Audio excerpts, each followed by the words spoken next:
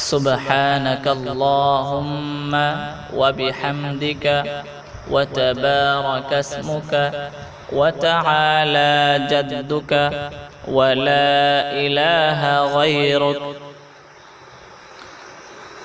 التحيات لله والصلوات والطيبات.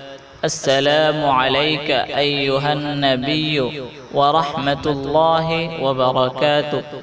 السلام علينا وعلى عباد الله الصالحين. أشهد أن لا إله إلا الله وأشهد أن محمدا عبده ورسوله. اللهم صل على محمد وعلى آل محمد كما صليت على إبراهيم وعلى آل إبراهيم